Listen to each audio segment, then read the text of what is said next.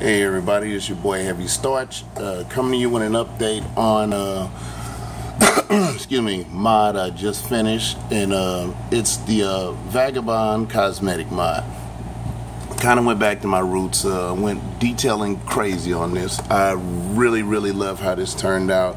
You can see it's done in rose gold, blood red, stainless steel, and I really like the way it turned out. The rose gold looks awesome. Oops, excuse me. I got that up there for a reason. Okay. Now, what I did was I went over everything, and I wanted to make use of the clear shell. So what I did was took a tip from Mag 212. I seen the placement of a switch on one of the blasters that he did, so I bought an idea from him. Thanks, Mag 212. You're great. Alright, all bullcrap aside. Okay, what I did was I installed LEDs in the clear shell, and I used blue. I like the way they contrast with the shell. You know, because it kind of has like it's clear, but it has a bluish tint, and you see it pops. I like the way it looks. No, it's not practical, and it looks awesome. So, as you can see, I use rose gold, gunmetal silver mixture, and not black, but I use a color called coal. And I use the paints I told you before. You know, people ask me what kind of paint do I use on detailing, and like I said, here it is. It's coal and acrylic paint, outdoor, handmade. Find these at Target for about $2.50 a bottle. What is it? 2-ounce bottle. Water based, but really durable, you know. And I like the way they, you know, the way they go on, and they go on with one coat. So, like I said, this was like I said, it was primed with a black primer to make the rose gold pop. And you can see the rose gold way it went on. There are no only thing I didn't paint the whatchamacallit thing for the accessory clip or whatever. That was an afterthought. I didn't really feel like doing it in case, you know, wanted to put an accessory on it. But basically, everything on this blaster is hand painted. So that's why I like those paints, because when they go on, if you use natural brushes, you won't have any brush strokes. Now see, when I say natural brushes, okay, for instance, this brush right here would be like a flat, you know, it's got the acrylic handle, but boar's hair brush, okay? It's a natural fiber. Now what you don't want to paint with, to do detailing with, excuse me, tongue tie, detailing with is like these Crayola brushes, because the acrylic brushes will leave brush strokes, you know, in your paint, and you can't get rid of those. So on detailing, that's my secret. I use natural brushes, and I don't use acrylic brushes, because like I said, it leaves brush strokes. And you know, you can see on the detailing, you can even see, you know, even did the screws, everything. And everybody who knows me, focus. Okay, everybody who knows me knows I hate dry brushing. I mean, I don't see the point. I seen something the other day that freaked me out. On my page, I posted they had the robot for Mortal Kombat 2. It was Cyrax. Now, they had Cyrax the ninja before he was transferred into transplanted, his body transplanted into the robot Cyrax's armor. Okay, now this is supposed to be new technology that they posted the ninja into, and it was battle damage, but it was supposed to be new. I mean, it's okay, people, the dry brushing and battle damage is gone too far. You know, it's all right, enough is enough. But anyway, I digress.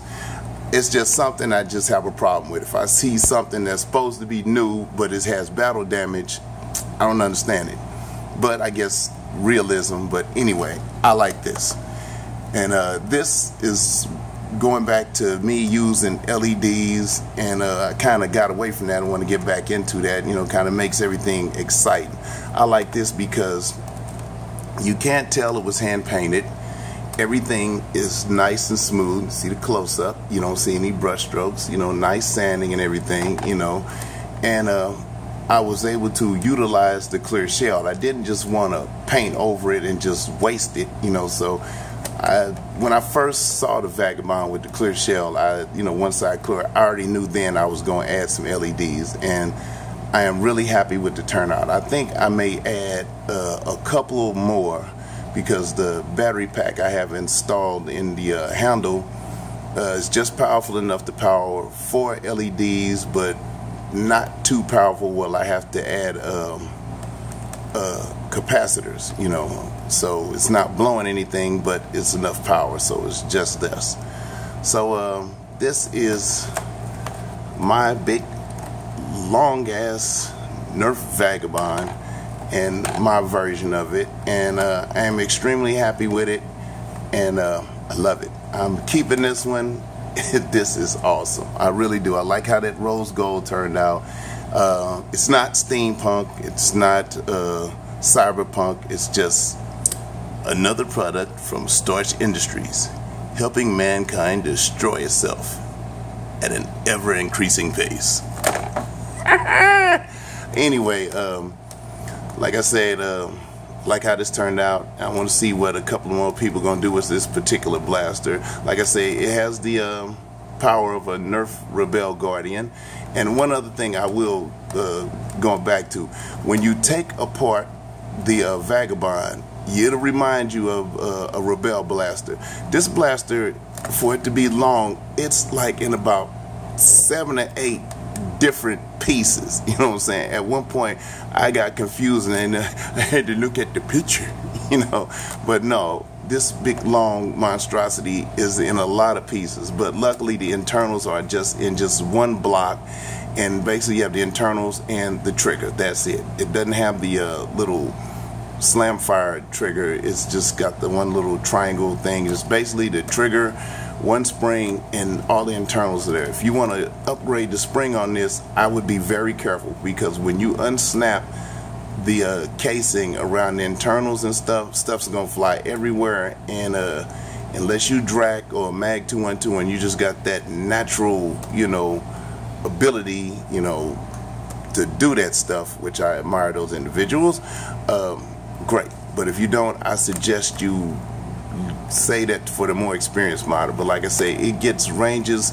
maybe a tad below elite ranges, but the slam fire makes up for it, and the, you know, the versatility of the blaster in itself.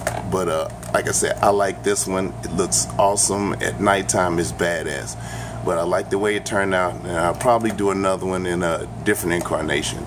I have another project coming up.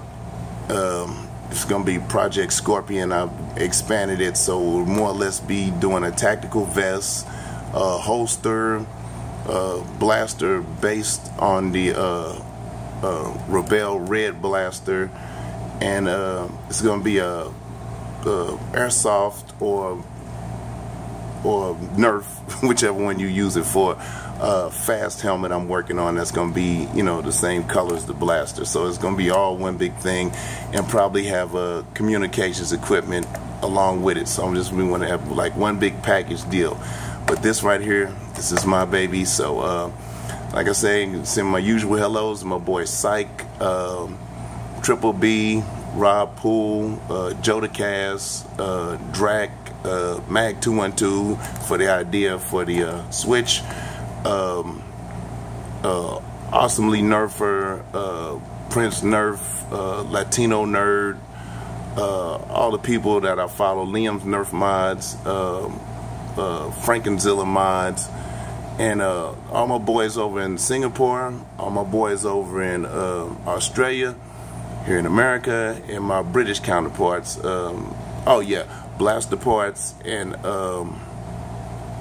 what's my boy in Britain? I can't remember his name, but anyway, if I forgot somebody, wasn't intentional. Like I said, I mentioned people who I've got some inspiration from lately, or people I've been keeping up on, you know, keeping up with, or rather.